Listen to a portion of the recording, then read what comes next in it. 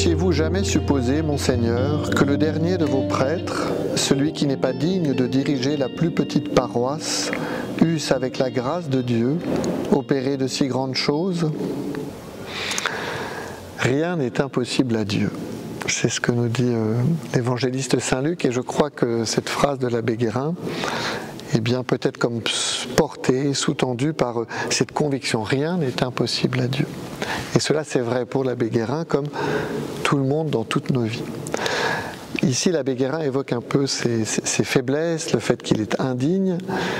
Je crois qu'il est bon pour nous, non pas de repérer nos indignités, mais d'être capable de repérer nos faiblesses, nos limites.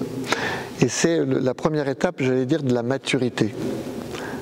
Être mature, c'est être capable de se reconnaître tel que l'on est, pour pouvoir ensuite, à partir de là, eh bien, réaliser ces grandes choses dont nous parle l'abbé Guérin. Et donc il y a là certainement pour nous d'avoir la simplicité de nommer ce que l'on sait faire et nommer ce que l'on ne sait pas faire, et d'être en vérité sur nous-mêmes pour pouvoir justement permettre à Dieu de réaliser de choses extraordinaires à travers nous, et non pas se morfondre ou au contraire se faire illusion sur nous-mêmes. La dignité, souvent, on la considère comme un honneur.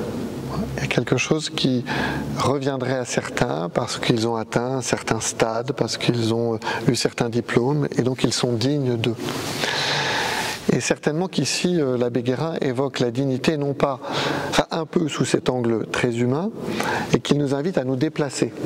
Notre dignité la plus fondamentale, c'est celle d'être fils, fille bien-aimée du Père.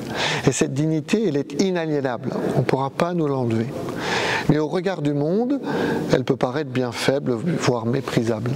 Et donc je crois qu'il nous faut convertir notre regard, qui est souvent très humain aussi, il faut bien l'avouer, en considérant nos frères non pas selon cette dignité du monde, mais en les considérant selon cette dignité qui vient de Dieu et qui pour nous est le baptême.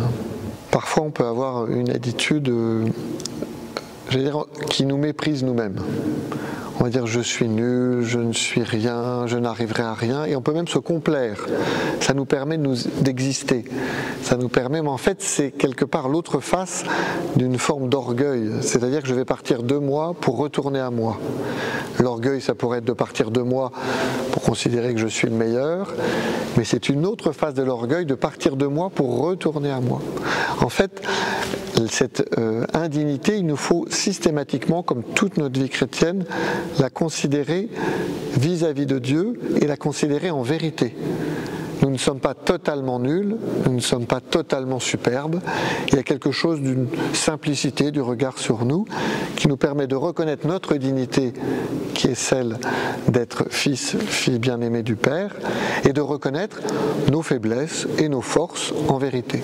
Il me semble que c'est un appel pour nous à repartir de cette dignité fondamentale qui est d'être fils, fille bien-aimée du Père, et à vivre cette dignité dans la relation, que cela soit dans la prière, que cela soit aussi dans la relation avec les autres, de ne pas se mettre systématiquement au dernier rang, ni systématiquement au premier rang, et d'être capable d'avoir une position ajustée, tant avec Dieu qu'avec ceux qui nous entourent.